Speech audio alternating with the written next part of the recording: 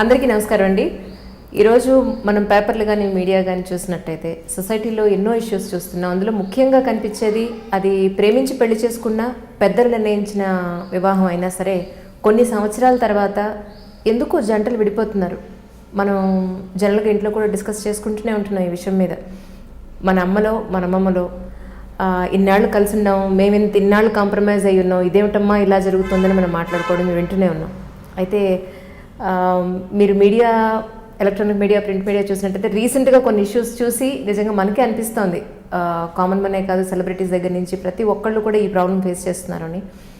ఈరోజు ఈ పాయింట్ మీద ఎందుకు జంటలు విడిపోతున్నారు అంటే ఎవరి కథ వాళ్ళకు ఉండొచ్చు, ఎవరి రీజన్స్ వాళ్ళకు ఉండొచ్చు, బట్ అల్టిమేట్లీ కలిసి ఉండడానికి కొన్ని ఖచ్చితంగా కావాలి అని అయితే చెప్తూ ఉంటారు పెద్దవాళ్ళు.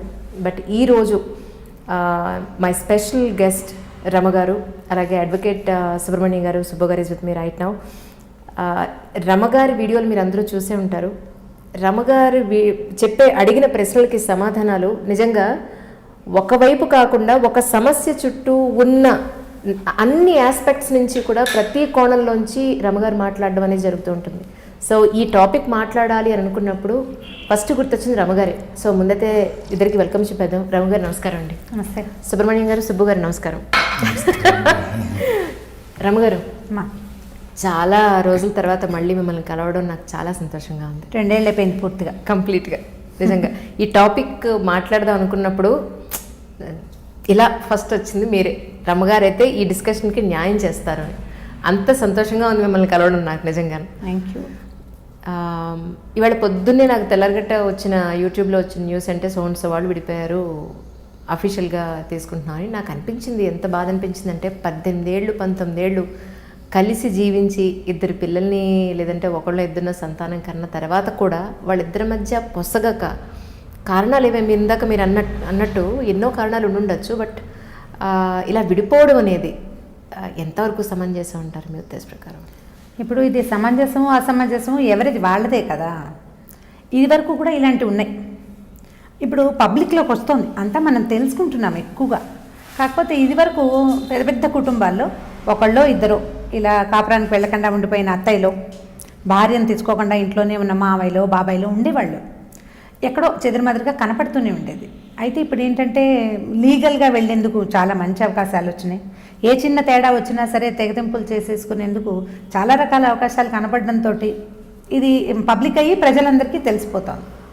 ఇప్పుడు సర్దుకోవటం అంటే 1 ఏడాది తర్వాత విడిపోవచ్చు కొంతమంది, 10 ఏళ్ళ తర్వాత విడిపోవచ్చు కొంతమంది, 18-20 సంవత్సరాల తర్వాత కూడా విడిపోవచ్చని ఇవన్నీ తెలియజేస్తున్నాయి మనకి. అంటే ఇప్పుడు మనం పెళ్లి చేస్తాము, ఏదో స్కూల్లో చేరినట్టు కాలేజీలో చేరినట్టు కాకుండా గుడ్సప్పుడు కాకుండా మన దాన్ని మనం చేసేయటం లేదు. బోళ్ళంత తతంగం, దానికి ముందు వెనకాల చాలా ప్రోగ్రాంలు, ఫోటోలు, గందరగోళం, రకరకాల మీడియాగా వీటి వల్ల ప్రపంచమంతా తెలియజేసేస్తాం. అది తెలియజేశాం కాబట్టి విడిపోతున్నాం అనేది కూడా తెలియజేయాలని ఒక ఏమనాలంటే సామాజిక బాధ్యతతోటి వాళ్ళు తెలియజేస్తున్నారు. కాకపోతే ఇది ఒక మార్గదర్శకంగా 18 ఏళ్ళు అయితే ఏంటి వాళ్ళు విడిపోలా మేము చేస్తామని ఇంకొకళ్ళు దాన్ని కాపీ చేసే పరిస్థితి వచ్చేస్తుందేమో అనిపిస్తుంది.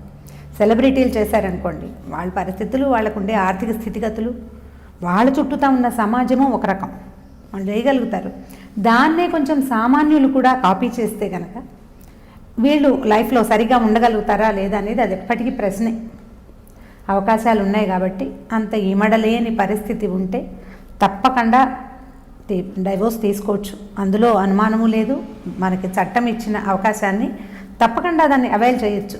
కాకపోతే పిడుక్కి బియ్యానికి ఒకే మంత్రంలాగా పెద్దది లేదు చిన్నది లేదు, సంవత్సరాలు ముందుకెళ్ళిపోయినా ఏం లేదు, కొత్తగా పెళ్ళైన వాళ్ళని లేదు, పిల్లలు ఉన్నారని లేదు, లేరని లేదు, అందులో కుటుంబం లేదు.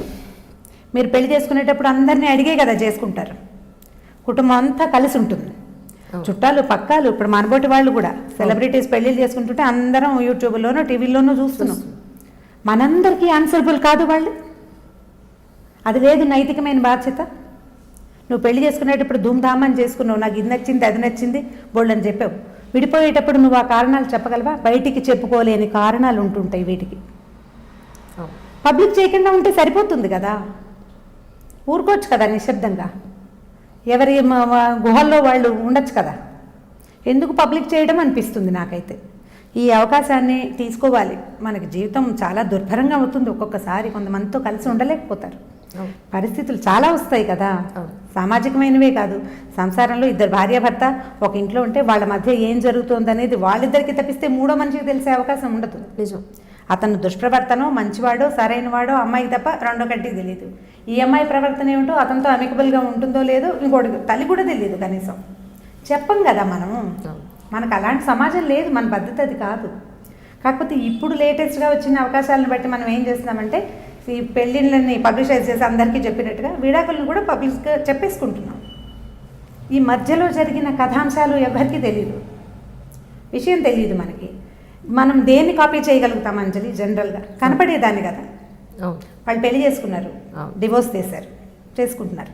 ఇప్పుడు మనం కూడా పెళ్లి చేసుకుంటాం, వాళ్ళు చేశారు కాబట్టి మనం కూడా డివోర్స్ తీసుకోవచ్చు. ఇలా కాపీ చేసే వాళ్ళు ఎక్కువైపోతారేమో అనిపిస్తుంది. ఇప్పుడు అంతేగా, ఇప్పుడు సినిమాల్లో చాలా వరకు చూసి నిజ జీవితంలో మనం రెగ్యులర్గా వేసుకునే బట్టలు వేరే, ఆన్ స్క్రీన్ మీద కెమెరా ముందు స్టేజ్ మీద డ్యాన్స్ వేసేటప్పుడు ఒకటి, లేదంటే స్టేజ్ మీదకి వెళ్ళేది ఫోటోల కోసం వీడియోల కోసం, ఒక సినిమా కోసం వేసుకునే బట్టలు వేరు. కానీ ఇప్పుడు ఏమైపోతుంది, అదే మనం బయట చూస్తున్నాం, బయట కూడా అవే బట్టలు వేసుకుని తిరుగుతున్నారు కదా. వాళ్ళు ఏమనుకుంటున్నారంటే మేము కూడా సెలబ్రిటీస్ అన్నట్టు ఫీల్ అవుతున్నారా, లేకపోతే అసలు నిజ జీవితంలో సెలబ్రిటీస్ కూడా ఇలా వేసుకోరు అన్న విషయం వాళ్ళు గుర్తించట్లేదా? అంటే ఇది కాపీ చేయొచ్చా చేయకూడదా అనేది ఎవరు ఆలోచించరు. ఇవి జరుగుతాయి, వాళ్ళకి ఏం ప్రాబ్లం ఉందో పాపం, ఆమె ఏం అవస్థ పడుతుందో, అతని పరిస్థితి ఏంటో, వాళ్ళిద్దరూ ఒకళ్ళతో ఒకళ్ళు సర్దుకోలేకపోయారు. అవకాశం ఉంది, చట్టం అవకాశాలు ఇచ్చింది మనకి, తీసుకోండి. కనీసం పబ్లిషైజ్ చేయబోకండి దాన్ని. నువ్వు పెళ్లి చేసుకునేటప్పుడు మా పర్మిషన్ అడగలేదు కదా, పబ్లిక్ని అడిగేవా నువ్వు? పెళ్ళి అని పెట్టారు అంతే కదా. ఫలానా వారి అబ్బాయితోకి మా అమ్మాయి నుంచి పెళ్లి చేస్తున్నామని తండ్రి గారు చెప్పాడా? ఏం లేదు, వాళ్ళిద్దరిది పెళ్ళి అని పత్రికలో వేశారు, చూసాము. కొన్నాళ్ళు బాగానే కలిసి ఉన్నారు, వాళ్ళిద్దరు కలిసి సినిమాలు తీశారు, షికార్లు వెళ్ళారు, ఏదో ఊరు వెళ్ళారు, గుళ్ళు గోపురాలు తిరిగారు, ఎవరికో సహాయం చేశారు, గుళ్ళని మంచి మంచి కార్యక్రమాలు చేశారు. సడన్గా వన్ ఫైన్ డే విడిపోతున్నామని మాకెందుకు చెప్పడం? మేము సామాన్యంగా తెలుసుకుంటాం. ఇట్లా ప్రత్యేకంగా చెప్పడం వల్ల జనం కాపీ చేస్తారేమో అనిపించేస్తుంది. నా మటుకు నేనైతే అట్లా ఫీల్ అవుతాను. ఎందుకంటే పేపర్లలో కానీ టీవీలలో కానీ వచ్చే విషయాలు ఒకటి చూస్తామా, సీరియస్ ఇష్యూ, కొన్ని రోజుల తర్వాత అలాంటి ఇష్యూస్ 5-6 కనపడతాయి. వీరు నాతో అగ్రి అవుతారని భావిస్తాను నేను. చాలా ఇష్యూస్ అవి అబ్యూజింగ్, ఇవి తర్వాత ఫ్రెండ్స్ని మోసం చేయటం, డబ్బులు ఇతరుల డబ్బుల్ని కొట్టేయటం, అలాంటివన్నీ మనం పేపర్లో ప్రత్యేకంగా వార్తలుగా చూసిన ఒక విషయం అమ్మో అనుకునే వాళ్ళం ఇదివరకు. అలాంటి అమ్మోలు ప్రతిరోజు చూడాల్సి వస్తుంది. ఎలా ఒకరి నుంచి ఒకడు నేర్చుకుంటున్నారు కదా, క్యాజువల్ అయిపోయి ఇది కూడా అంతే, ఇది చాలా కామన్ అయిపోయింది అన్నట్టుగా అయిపోయింది. ఇది కూడా అంతే.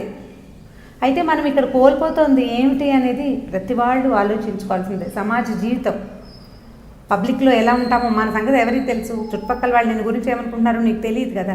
నీ పిల్లలు బయట ప్రపంచం వద్దు, రోడ్డు మీద వాళ్ళు మనకు అక్కర్లేదు. వీళ్ళిద్దరి మధ్య నలిగిపోతారు ఆ పిల్లలు. ఒకవేళ వీరి సంగతి కాదు, జనరల్గా ఇలా డివోర్స్ తీసుకున్న వాళ్ళు అమ్మ ఒక పెళ్ళి నాన్న ఇంకొక పెళ్ళి చేసుకుంటే ఈ మధ్యలో ఉన్న పిల్లలు, కనీసం టీనేజ్కి వచ్చేసిన పిల్లల మానసిక పరిస్థితి ఏంటి? వాళ్ళు అసలు ప్రపంచాన్నైనా నమ్మగలుగుతారా? ఎవరినైనా నమ్మగలుగుతారా వాళ్ళు? అసలు నాకు అదే అనిపిస్తుంటుంది, ఏది నా ఇల్లు అని వాళ్ళు పెడతారు, అసలు ఏది వాళ్ళ సొంతం ఏం లేదు. ఇంకా ఇది మా అమ్మ వాళ్ళ ఇల్లు, అది మా నాన్న వాళ్ళ ఇల్లు అని చెప్పుకోవాలంతే. అంతే కదా. ఓ ఇంగ్లీష్ సినిమా ఏదో చూస్తుండే వాళ్ళం, your kids my kids our kids అని. హాస్యాస్పదం అయిపోదా జీవితం? అవును. ఏదో ఒక స్టేజ్లో ఎవరో ఒకళ్ళు కొంచెం సర్దుకుని సరిచేస్తే బాగుంటుందేమో అనిపిస్తుంది. కాకపోతే కాంప్రమైజ్ అయిపోవాలా, మేమే తగ్గాలా, ఇలాంటి క్వశ్చన్లు వస్తాయి. వివాహం అంటేనే సర్దుబాటు. ఒక బంధం అంటే బంధంతో పాటు బాధ్యత ఉంటుంది. బాధ్యత అంటే బరువు, మొయ్యాలి దాన్ని మోయాలి. అదే పెళ్ళంటే. ఏదో కొన్ని రోజులు కలిసినో నచ్చకపోతే నీ బిజినెస్ ఇది, నా బిజినెస్ నాది, ఇలాగా విడిపోవడం ఎట్లా కుదురుతుంది? దానికి ఇంత ప్రచారం ఎందుకు, ఇన్ని ఫోటోలు ఎందుకు? అందరినీ నువ్వు వేద మంత్రాలంటావు, ఆశీర్వచనాలంటావు, అందరూ అక్షంతలేసి ఆశీర్వదిస్తారు. ఇదంతా వేస్ట్ కాదు? ఎందుకు ఈ ప్రయత్నం అంతా చేస్తున్నాం మనం పెళ్ళికి ఎంత అర్థం ఉంది మన వ్యవస్థలో. పెళ్ళి ఎంత పెద్ద బంధం, ఎంత పెద్ద స్టెప్. పెళ్ళికి రెడీ అవ్వటమే ఇప్పుడు ఒక పెద్ద వ్యవహారంగా కనిపిస్తుంది. ఏమంటారు, మేము ఇంకా పెళ్ళికి రెడీ కాలేదని చెప్తున్నారు పిల్లలు. అవును, పెళ్ళికి రెడీ అవ్వటం, మెంటల్గా ప్రిపేర్ అవుతున్నారు. ఇంత ప్రిపరేషన్ అయ్యి వాళ్ళు వీళ్ళు అంతా ఒప్పుకుని బోల్డ్ ఫోటోలు తీసి షూట్లు చేసి అవి చేసి ఇవి చేసి లక్షలు డబ్బు ప్రవాహంలాగా పోసేసి మధ్య మధ్యలో మనబోటి వాళ్ళ తోచక ఉబుసుపోక యూట్యూబ్ కదుపుతుంటే వాళ్ళెవరివో పెళ్లి షూట్లు మనం కూడా చూసి అందరు అబ్బా భలే బాగా చేశారు, మనం కూడా చేయాలి. మా పిల్లలు కొంతమంది అడుగుతుంటాం, నాకు కూడా ఇలాగే చేస్తావా అమ్మ అని అడిగితే వాళ్ళు ఎవరో చేసుకున్నారు పేరెంటం, మనం చేసుకోకపోతే కుదరదని మనం కూడా చేసుకుని, వాళ్ళు ఎవరో విడాకులు తీసుకున్నారు, మనం కూడా తీసుకుంటాం. అంతే కదా. ఇక్కడ మేడం చెప్పిన దాంట్లో నేను ఒక విషయం చెప్తున్నా వినండి. ఇక్కడ ప్రతిదీ కూడా ఇందాక మేడం అన్నారు కదా, వివాహం అనేది ఒక బాధ్యత, బరువు అని. అది ఎగ్జాక్ట్లీ కరెక్ట్, ఆ వర్డ్కి నేను అగ్రి అవుతా. ఇంకొకటి ఏంటంటే ఈ వివాహ బంధం అంటే భారతదేశ సాంప్రదాయం ప్రకారం వివాహ బంధం అనేది, వైవాహిక జీవితం అనేది ఒక గొప్ప పవిత్రమైనటువంటి బంధం. అది heaven, marriages are made in heaven అంటారు కదా, అలా నిజంగా వీళ్ళు ఒక బరువుని మోయాలి ఖచ్చితంగా. ఎందుకంటే ఇది అనాదిగా వస్తున్నటువంటి ఆచారం మాత్రమే కాదు, అనాదిగా మన జీవితాల యొక్క మనుగడికి ఇదే నిదర్శనం, మన ప్రత్యేకతకి అదే కారణం. ఇప్పుడు మన నాన్నగారు వాళ్ళు, మన నాన్నమ్మ వాళ్ళు, మన జేజీ ఇలాంటి వీళ్ళందరూ కూడా వాళ్ళ వివాహాన్ని అంటే ఎన్నో బాధలు, ఎన్నో కష్టాలు. ఇప్పుడు నవీన కాలానికి సంబంధించి చూస్తే చాలామంది అంటే చాలా కష్టాల విలువ తెలియదు.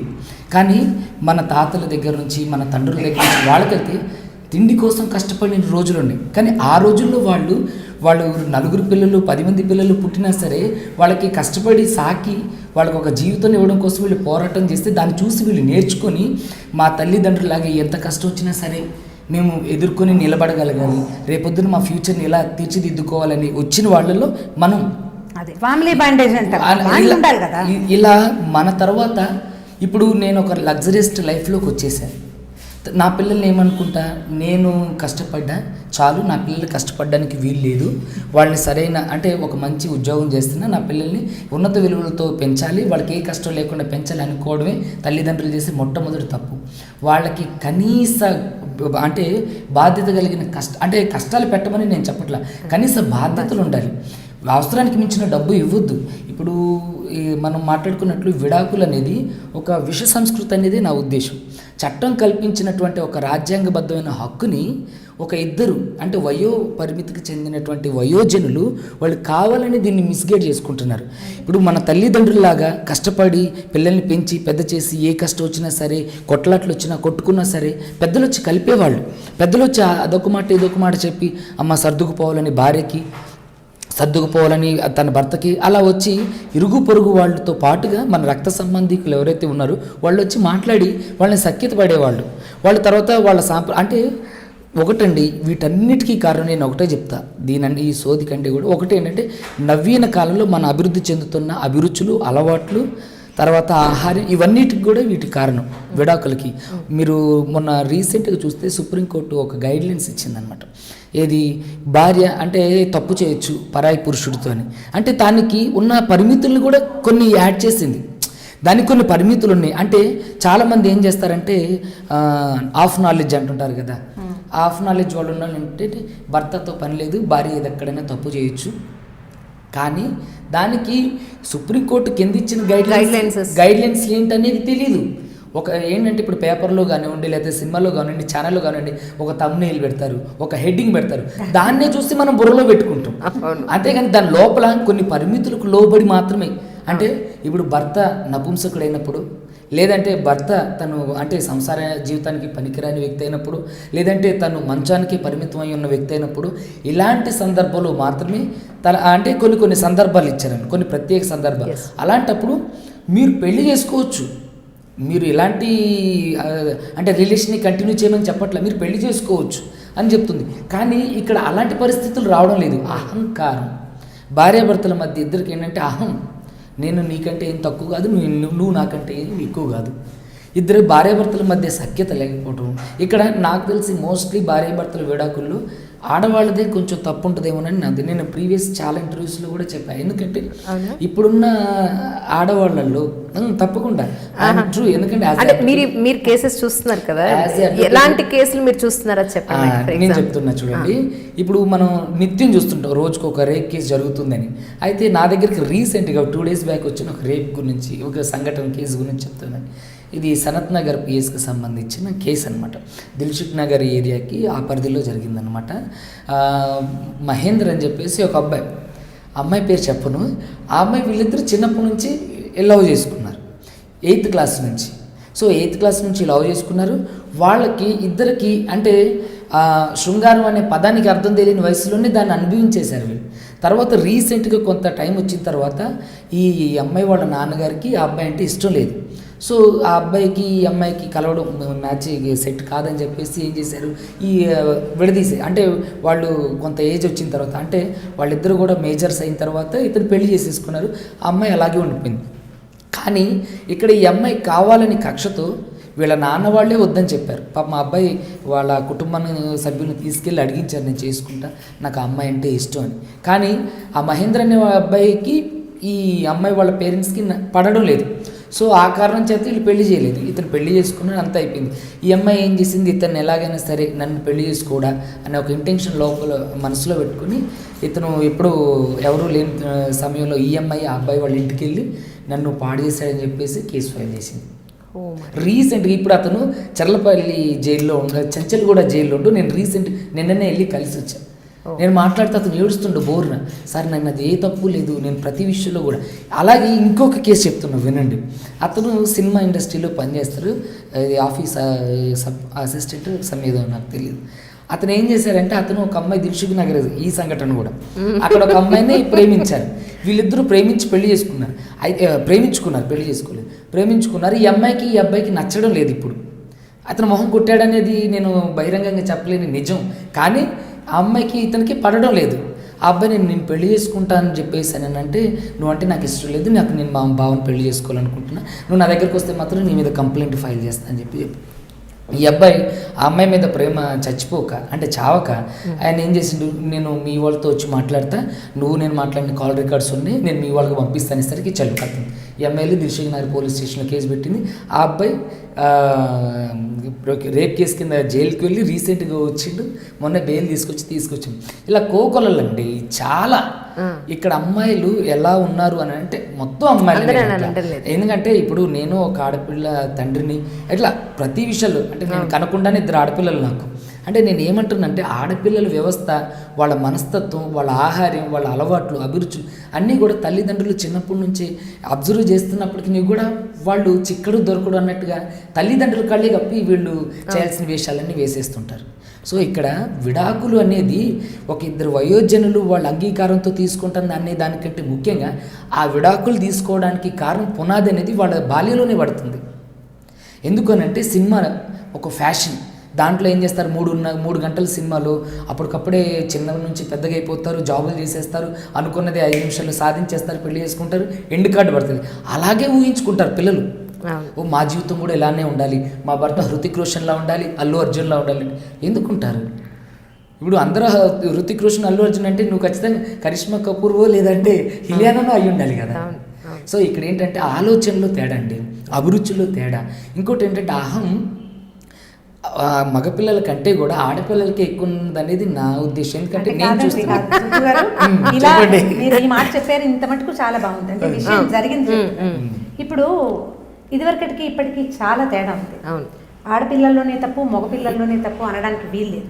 ఎందుకంటే ఒక 30-35 సంవత్సరాలుగా మీరు ఒప్పుకోవాల్సిందే. ఇది 35 సంవత్సరాలు 40 సంవత్సరాలు ఎంసెట్ వచ్చింది మనకి. ఈ ఎంసెట్కి ఆడపిల్లలు మగపిల్లలు పోటీ పడడం మొదలుపెట్టారు. తల్లిదండ్రులు కూడా అంతకుముందు మగపిల్లాడు పుడితే కానీ కుదరదని ఒక 50 ఏళ్ల నాడు పుత్రుడు పున్నామ నరకం నుంచి తప్పించాలి, కుమారులు కావాలని 5-6 ఆడపిల్లల్ని కానీ చివరైనా ఒక మగ పిల్లవాడిని సాధించే కుటుంబాలు మనకు తెలుసు. మన బాబాయిలు మామాయిలు కూడా ఉంటారు అందులో డెఫినెట్లీనా. అయితే తర్వాత కాలంలో ఏమైంది, 2 లేదా 3 అని ఒక గవర్నమెంట్ రూల్ వచ్చింది. ఆ రూల్ వచ్చిన తర్వాత మెల్లిగా పిల్లల్ని తగ్గించేసుకున్నారు. 2 ఆడపిల్లలు పుడితే ఇంకో పిల్ల పుడితే దానికి పెళ్లి చేయలేను, వరకట్నం ఒకటి మనకి పెరిగిపోయింది.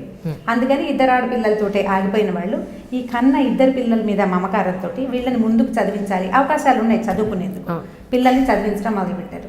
క్రమంగా అమ్మాయి డిగ్రీ చదివితే చాలు నుంచి ఎంబీబీఎస్, ఇంజనీరింగు, ఆ తర్వాత పై పరీక్షలు, ఆ తర్వాత ఫారిన్ వెళ్ళటము, తర్వాత కంపెనీలు హ్యాండిల్ చేయటం, ఆ తర్వాత ఇప్పుడు సొంతంగా గ్రాడ్యుయేషన్ ఇంజనీరింగ్ అయిన ఆడపిల్లలు కనీసం 100 మంది సొంత కంపెనీలు పెట్టుకుంటున్నారు. తమ కంపెనీల్లో తమతో చదివినటువంటి మగపిల్లల్ని అపాయింట్ చేసుకోగలిగే కెపాసిటీ కలిగి ఉంటున్నారు. అవకాశాలు ఉన్నాయి చదువుకునే. Yes, yes. ఇప్పుడు ఈ పరుగు పందెంలో ఏమైంది, ఆకాశంలో సగం నేను అనే భావన పూర్తిగా వచ్చేసింది. వచ్చిందా? అవును. ఇప్పుడు ఇద్దరు 50-50. ఏంటి వీడు ఎక్కువ, అవును. ఏం ఎక్కువ, ఎక్కడ ఎక్కువ? మన ఇద్దరం కలిసి ఎంసెట్ రాసాం, ఇద్దరం కలిసి ఎల్కేజీలో పోటీ పడ్డాం, నీకు సెకండ్ నేను ఫస్ట్. అయితే 10th క్లాస్ లో మేడం నేనే ఫస్ట్. నేను ఒకటి చెప్తున్నా వినండి. ఇంటర్మీడియట్ లో నేనే కాదు సుబ్బు గారు, ఇది ఆ, పూర్తి అయ్యాక complete మాట్లాడుతున్నాను నేను. complete చేద్దాం. నన్ను Complete complete చేద్దాం. అవ్వనివ్వండి. Yes. ప్రతి పోటీ పరీక్షలో ఆడపిల్లలు సమానంగా వస్తున్నారు. అవును. ఇటీవల కాలంలో IITs లో కానీ దేంట్లో అయినా ఆడపిల్లలకి సీట్లు రాలేదు, మగ పిల్లలకి ఏమొచ్చినాయని ఒక్క పేపర్లో చూసామమ్మా. ఈవెన్ సివిల్ సర్వీసెస్ లో కూడా అమ్మాయిలు ముందుకు సర్వీసెస్ లో కూడా పైగా అత్యంత చిన్న వయస్కులు IAS అయిన వాళ్ళు కూడా స్త్రీ. Yes yes. ఇప్పుడు ఈ అమ్మాయి ఇంత చదువుకుని లొంగి ఉండాల్సి వస్తుంది చూశారు, మేలిగో అనే దాని మీద, దాని దగ్గర మండిపోతూ ఉంటుంది. ఆ మంటకి చచ్చేలా చదివిస్తారు అమ్మా నాన్న, పొద్దున పగలు రాత్రి ఆ పిల్లల మీదే ప్రాణాలు పెట్టుకుని వాళ్ళని యువరాణులుగా కాదు మహారాణులుగా చూసుకున్న వాళ్ళు కూడా సాటిస్ఫై ఎవరు. నువ్వు ఆడపిల్లవి, నువ్వు సర్దుకోవాలి అని చెప్పలేకపోతారు. మనం నేర్పలేదు అది 35-45 సంవత్సరాల క్రితం ఈ బీజం పడింది. అవును. నాకు యాక్టివిస్టులు తెలుసు, ఏమంటున్నారు? బోర్డుల మీద నేను స్కూల్కి వెళ్ళే రోజులంటే ఇప్పటికి కనీసం 43-47 ఇయర్స్ బ్యాక్ సంగతి చెప్తున్నాను నేను. నాకు 5 ఏళ్ల వయసు అప్పటి నుంచి నేను చూస్తున్నా ఇద్దరు లేదా ముగ్గురు అనేది ఈ ఎర్ర త్రికోణం బొమ్మ. మీరు నా తర్వాత పుట్టుంటారు ఖచ్చితంగా. ఆయన చూడలేదు, ఈయన నాటికి ఆయనకి తెలుసు వాళ్ళిద్దరు ముగ్గురు. నేను చెప్తున్నాను, మేము 9 పిల్లలు, 9 మంది సంతానం మేము. మా అక్కయ్యలందరికీ ముగ్గురు ఇద్దరే, నాకు కూడా ఇద్దరే పిల్లలు. మా పెద్దక్కయ్యకి 4, రెండో అక్కయ్య దగ్గర నుంచి 3, నా మూడో అక్కయ్య దగ్గర నుంచి, అంటే నేను పుట్టేసరికి మా అక్కయ్య డిగ్రీ ఫైనల్ ఇయర్లో ఉంది మా మూడో అక్కయ్య. ఓహో, రియల్లీ అండి, ఇందులో అబద్ధమేం లేదు. అవును. మొహమాట పడాల్సిన పని లేదు. మేము పాతరానికి చెందిన వాళ్ళం. అప్పుడు మా మూడో అక్కయ్యకి 2 పిల్లలు, నాకంటే 1.5-2 ఏళ్ళే చిన్నపిల్ల మా అక్కయ్య కూతురు. అక్కడి నుంచి స్టార్ట్ అయ్యి 2 మేము చూసాం. తర్వాత ఇప్పుడు ఒక్కటే పిల్ల. ఇప్పుడు ఒక్క యువరాణిని నేను కంటే దాన్ని నేను IAS దాకా బంగారు తల్లిలాగా కంటి రెప్పల మీద కూర్చోబెట్టుకుని కాపలా కాసి దాన్ని చచ్చేలా చదివించి 100 మంది మగపిల్లల మధ్య ఒక్క ఆడపిల్లని నేను IAS చేస్తే ఇది మొగుడి దగ్గర లొంగి ఉండాలా? ఎందుకు అలాంటి పరిస్థితులు ఉన్నాయి ఇప్పుడు. మా అమ్మాయి క్వీన్ కాదు. ఈ క్వీన్ ఎవరి దగ్గరైనా లొంగి ఉండాల్సిన అవసరం ఏమిటనిపిస్తుంది? మగవాళ్ళు అనేసరికల్లా ఇప్పుడు వీరు చెప్పిన పాయింటే, ఎప్పుడు పెళ్లి మగవాడికి ఎప్పుడు ఆడది లోకువే, ఇది వైఫ్. అటు భర్త భార్య అనే 2 పదాలు ఉన్నాయి చూసారా? ఇప్పుడు నేను వీరికి సంస్కృతం తెలీదు, నాకు అది వచ్చు. భర్త అంటే భరించువాడు, వాడు భరించేవాడు కాబట్టి ఇది బరువు. దీన్ని దించచ్చు, వంచచ్చు, పడకబెట్టచ్చు, పారేయచ్చు. ఈ భావన లేకుండా మగపిల్లలు ఉన్నారు అని మనం చెప్పలేకపోతాం. వీరు చెప్పిన కేసులు నిజమే, ఇట్లాంటి కేసులు 100 చూస్తూనే ఉంటాం. కానీ ఇప్పటికీ వరకట్నం ఉంది. ఇప్పటికీ ఎంత తీసుకున్నా సరే ఇంకా ఒకటి పట్టుకురాని అత్తవారికి దేవిరించే మగ వెధవలు కోకొల్లలు ఉన్నారు. వాళ్ళు నాకు ఇవ్వటం ఏంటి, పిల్లనిచ్చారు అని సిగ్గుపడటం లేదు, సిగ్గు లేదు జాతికి, అడుగుతూనే ఉంటారు. దాని మీదే హత్యలు జరుగుతున్నాయి, దాని మీదే ఆత్మహత్యలు జరుగుతున్నాయి. అపార్ట్ ఫ్రమ్ దిస్, దీంతో పాటుగా ఆడపిల్లలు అహంకరించో, లేకపోతే మాట్లాడుకునే సావకాశం చేత కాక, ఆ రకమైన ఎడ్యుకేషన్ లేక, ఇంట్లో పెద్దవాళ్ళు నాయనమ్మలు అమ్మమ్మలు ఎవరు లేక సాయిదాగా ఉండటం ఎలాగో, మనతో ఉన్నటువంటి రెండో వాడిని లైన్లో పెట్టడం ఎట్లా అనేది తెలుసుకోక, వాడి దౌష్ట్యానికో లేకపోతే వాళ్ళ అహంకారానికో తల వంచలేక తెంపేసుకుందాం అనుకునేవాడు 50% ఉన్నారు.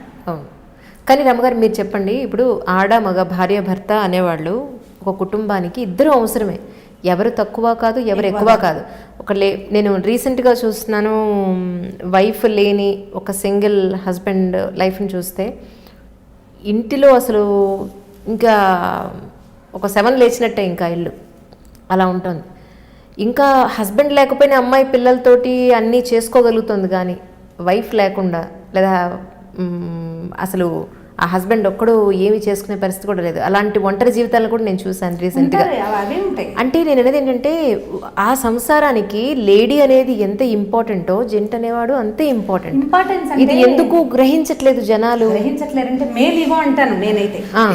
ప్రధానమైన పాయింట్ అది. తర్వాత ఇంకేంటంటే ఆర్థిక అసమానతలు, పెంపకంలో లోపాలు, తాము పెరిగిన వాతావరణం, అమ్మాయిలు పెరిగిన వాతావరణం, ఇద్దరు మాట్లాడుకుని పని చేసుకోవాలనే దృక్పథంలో అమ్మాయింది అనుకోండి, ఆడది దానికి చెప్పేది ఏమిటని మగవాడు ఉండొచ్చు. అతని పెంపకం అది, అతను బ్రాటప్ పట్ల ఉన్నప్పుడు ఇక మనం చేయగలిగేది. పెళ్ళంటే 2 వేరు జీవితాలు ఒక చోటకి రావడం. వీళ్ళిద్దరికి ఆర్థికమైన అసమానతలు ఉంటాయి, పెంపకంలో లోపాలు ఉంటాయి, చదువుల్లో లోపాలు ఉంటాయి. అబ్బాయి బ్రైట్ అయ్యి అమ్మాయి డల్ అవ్వచ్చు, లేదా అమ్మాయే చాలా బ్రైట్ అయ్యి అబ్బాయి మామూలు వాడు అవ్వచ్చు. వీళ్ళిద్దరూ కలుస్తారు. కలిసేసరికల్లా ఈ తేడాలు ఉన్నాయి చూసారా, కొంచెం కొత్త హుమ్మస్సులో తెలియదు. కొంచెం జీవితం ముందుకెళ్ళేసరికల్లా అవి పెద్ద పెద్దవిగా కనపడతాయి. ఒకళ్ళనొకళ్ళు చిన్నపుచ్చుకుంటారు, క్షమించుకోలేకపోతారు. పెళ్ళి అంటే ఒకటి బాధ్యత కాదు, ఒక బాధ్యతే కాదు, ప్రధానమైనది ఒకళ్ళనొకళ్ళు ఒప్పుకోవటం. ఇతను ఇంతే, అతనికి తెలియదు అని నేను యాక్సెప్ట్ చేసేస్తే గొడవ ఉండదు. ఇతను ఇలా ఎందుకున్నాడు అని ప్రశ్నించి మీ అమ్మలాగా మీ నాన్నలాగా అని అన్నారనుకో, ఆ చిన్నతనాన్ని మగవాళ్ళు భరించలేకపోతారు. ఎంతసేపు గుచ్చుతుంటే కష్టంగా ఉంటుంది కదా. ఈ మగవాళ్ళకి ఏంటంటే టెస్టోస్టెరాన్ ఎక్కువగా ఉంటుంది. వీళ్ళకి కోపం వస్తే ముందు ఆడాళ్ళకేమో నోరు పడిపోతుంది, కళ్ళ నీళ్ళు వచ్చేస్తాయి.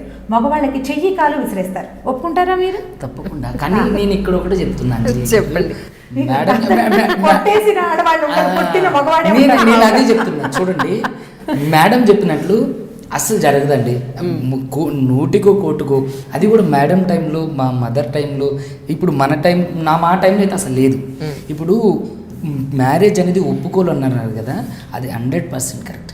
ఇంకొకటి ఏంటంటే ప్లస్ మైనస్ కలిస్తేనే పవర్ అనేది పాస్ అవుతుంది. ఇప్పుడు మీ క్వీన్, మీరు బంగారు బొమ్మ అనుకోండి, క్వీన్ అనుకోండి, మహారాణి అనుకోండి, ఏదైనా అనుకోండి, కానీ ఒక భర్త దగ్గరికి కాపురానికి పంపించేటప్పుడు మీరేం చెప్తారు? అమ్మ అబ్బాయి ఇట్లా ఉన్నప్పుడు, కోపం వచ్చినప్పుడు నువ్వు తగ్గి ఉండు, నువ్వు మరి అలాంటి ఎందుకు చెప్తారు? అమ్మ నువ్వు క్వీన్వి, నువ్వు మహారాణివి, నీతో పాటు ఒక 5 పరివారాన్ని పంపిస్తున్నావు, వెళ్ళిపో, నీకు ఏమంటారు ఆస్థానంగా ఉండడానికి నీకు పని మనిషిని, నీకు హెయిర్ డ్రెస్సర్ని ఇట్లా పంపించవచ్చు కదా. ఇట్లా కాదు, మీరు క్వీన్లా ఊహించుకొని పెంచుకున్నారు తప్ప క్వీన్ అనేవాళ్ళు ఎవరు ఇక్కడ లేరు. ఇంకోటి ఏంటంటే మీ క్వీన్ని చేసుకోవడానికంటే ఆడు రాజే కదా. ఇప్పుడు క్వీన్ చేసుకునేవాడు ఎవడు? పనివాడు తోటమాలి చేసుకుంటాడా? అదే వచ్చింది అదే కదా. ఇప్పుడు నేనేమంటున్నానంటే ఇప్పుడు చూడండి మేడం, ఫిజికల్గా కూడా అబ్బాయిలు అమ్మాయిల కంటే స్ట్రాంగ్. ఖచ్చితంగా, అందులో అనుమానం ఏం లేదు. నేను అమ్మాయిల కంటే ఏమండి యాక్టివిస్ట్లు అన్న మన మీద ధ్వజమెత్తారేమో చూడండి. శారీరక బలాలు ఒప్పుకోవాల్సి, ఎందుకమ్మా ఇప్పుడు 15 ఏళ్ళ అమ్మాయి ఉంది, 15 ఏళ్ళ మగ పిల్లాడు ఉన్నాడు. ఒక చంటి పిల్లని ఆడుకోమని ఆడిపించమంటే మనం అబ్బాయి చేయలేడు, అమ్మాయి చేయగలుగుతుంది. ఓ 25 కేజీలు బస్తా ఇక్కడి నుంచి తీసి అక్కడ పెట్టమంటే అమ్మాయి చేయలేదు, మగపిల్లాడు చేయగలుగుతారు.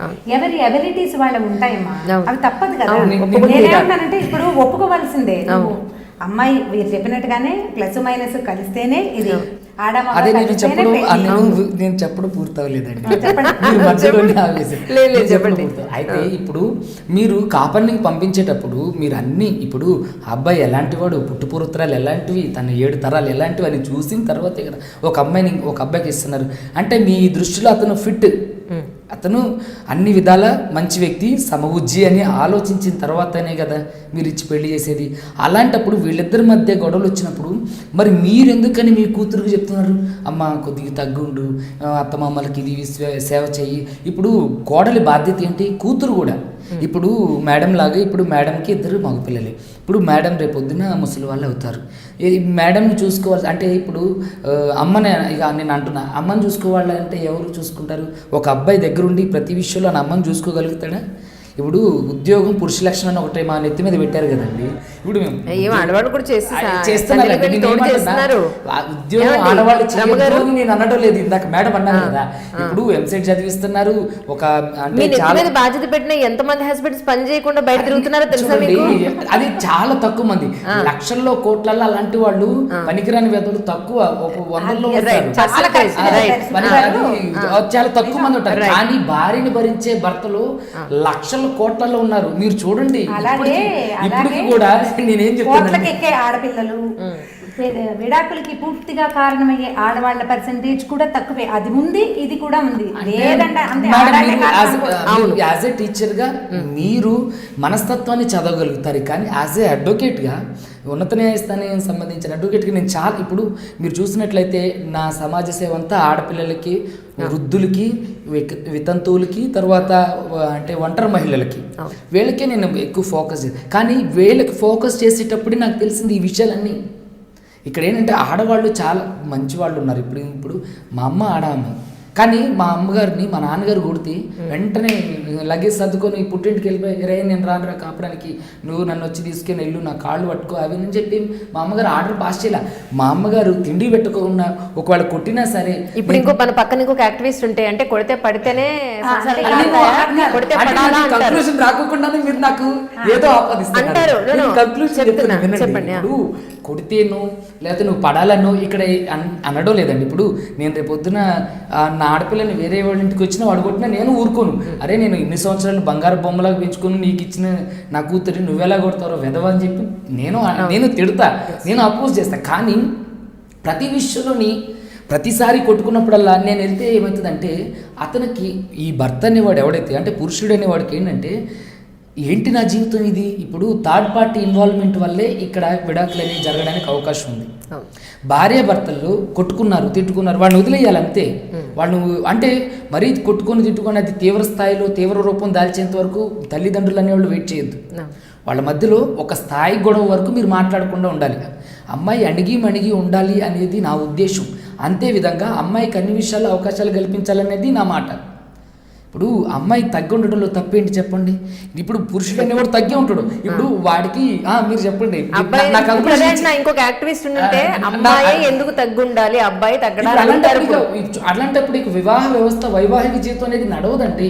ఇప్పుడు నేను ఇందాకే అన్నా కదా, అమ్మాయి తగ్గుండాలి అనే దాని గురించి ఏంటంటే అమ్మాయికి బాధ్యతలు అటు ఇప్పుడు ఒక పురుషుడు తప్పు చేసింది అనుకోండి తన కుటుంబమే సఫర్ అవుతుంది. కానీ అమ్మాయి ఏదైనా తప్పు చేసింది అనుకోండి అటు అమ్మాయి తరపు కుటుంబం ఇటు అబ్బాయి తరపు కుటుంబం తలగా ఎత్తుకోలేదు. ఇప్పుడు అమ్మాయి మీరు ఎలా చెప్తున్నారంటే అబ్బాయి తప్పు చేసినా పర్వాలేదని, అబ్బాయి తప్పు చేసినా పర్వాలేదని నేను అనడం లేదండి. అబ్బాయి తప్పు చేస్తే ఖచ్చితంగా శిక్షించాల్సిందే, నేను తప్పు అని అంట. కానీ మీ మధ్య ఏమన్నా మనస్పర్ధలు వచ్చినప్పుడు భర్తని రాకాసిలాగా ఇట్లా ఏమంటారు లంకిని శంకిని డాకిని లాగా నువ్వు మీద పడిపోయి అరిచేస్తే ఎక్కువ కేసులు చూస్తున్నట్టున్నారు. అట్లాంటి లేదండి. కానీ ఇప్పుడు ఇక్కడ మన ఉద్దేశం ఏంటంటే విడాకులు ఎందుకు తీసుకోవాల్సిన పరిస్థితులు వస్తున్నాయని మన కాన్సెప్ట్. నేను అదే చెప్తున్నాను.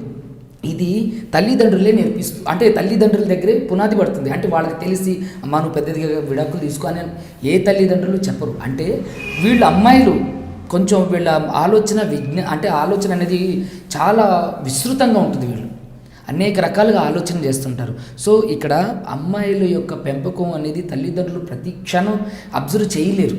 సో అలాగే అబ్బాయిల వల్ల కూడా విడాకులైన కేసులే ఉన్నాయి మోస్ట్లీ. అంటే తక్కువ అంటే ఉన్నాయి. అట్లని చెప్పేసి అమ్మాయిలు నేను తప్పు అనడం లేదండి. ఇక్కడ పునాది అనేది పెంపకం దగ్గర పడుతుంది. వాళ్ళ ఆహార్యం పైన, వాళ్ళ విధి విధానాల పైన, వాళ్ళ వ్యక్తిగతం పైన, వాళ్ళ అభిరుచుల పైన ఆధారపడి విడాకులు జరుగుతున్నాయి. ఇప్పుడు నేనున్నాను అనుకోండి, నేను 10th క్లాస్ చదివేటప్పుడు నా way of behaviour, way of living style ఎలా లేదు.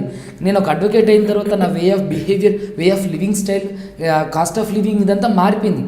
అంటే నువ్వు కూతురుగా ఉన్నప్పుడు కుటుంబ వ్యవస్థలో నువ్వు ఒక కూతురుగా అంటే నువ్వు ఒక మ్యారీడ్ ఉమెన్ కాకముందు నీ ఇష్టారాధ్యం నీ తల్లిదండ్రులు నువ్వు ఏ చేసినా భరించగలుగుతారు. కానీ ఒక వివాహ వ్యవస్థ ఒక బలమైన పునాది పైన కట్టబడింది ఇది. ఇప్పుడు మన సనాతన ధర్మంలో ఇది ఒక భాగం. ఇప్పుడు భార్య అనే ఆమె అంటే ఈ విడాకులు తీసుకుంటానని పోయి ముందుకు వెళ్ళి చేసిన కేసులే నేను మోస్ట్లీ చేసేది కూడా చాలా. నేను ఆడవాళ్ళ పక్షపాతం అయినా సరే నేను ఇలా ఎందుకు మాట్లాడుతున్నాను, జరిగేవన్నీ అవే. మీకు ఎన్ని ఎగ్జాంపుల్స్ నా దగ్గర ఉన్న కేసు నెంబర్స్ ఇవ్వమన్నా ఇస్తా, మీరు చెక్ చేసుకునే అవసరం అయితే.